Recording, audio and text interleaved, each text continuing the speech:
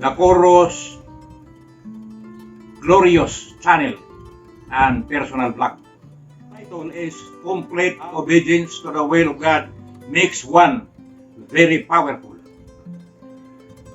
Our subject is Joshua. Joshua, the son of Nun, was full of spirit and wisdom, for Moses has laid his hands on him, so the children of Israel heeded him and did as the Lord God has commanded to Moses. Deuteronomy chapter 34 verse 9.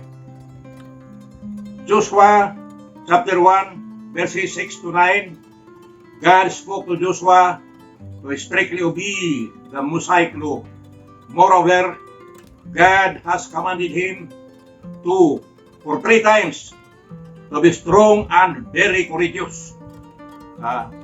Joshua, you must be strong and of good courage, nor be dismayed, for I will be with you wherever you go.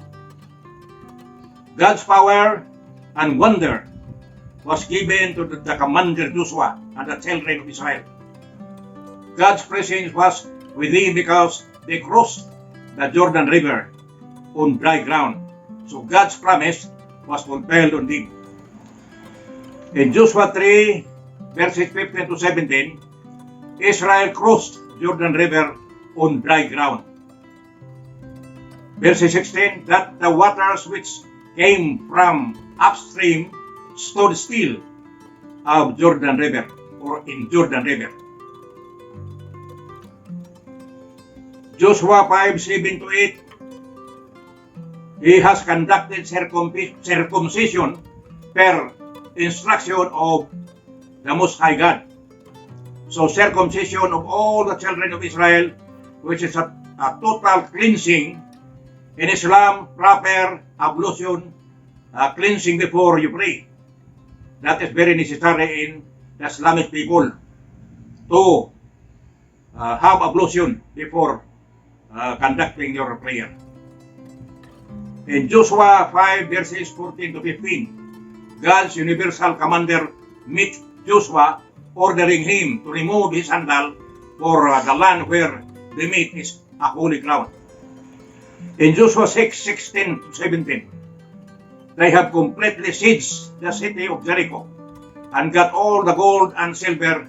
However, when they attacked the small city of Ai, they were defeated because Israel transgressed God's law. So God instructed Joshua to investigate Israel. He found out Achan had stolen the gold and silver of the treasures they have got from Jericho. In Joshua chapter 7 verses 24 to 25, Joshua with Israel stoned and burned Achan with his family to death as penalty of their violation of God's law. And God's presence was restored again with Joshua and Israel. God and Israel fought again all the cities in Canaan, which is the promised land. Joshua with God fought all countries and all cities all over Canaan.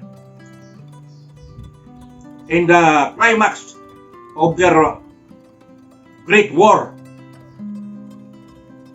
Joshua commanded in the midst of Israel the sun and the moon to stop in the midst of heaven, and the sun and the moon stood in the midst of heaven 24 hours, which is one day.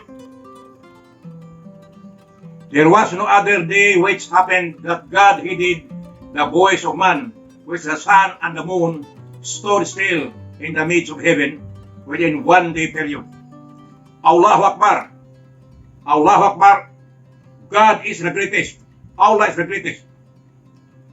So let us be like Joshua, a powerful man of God.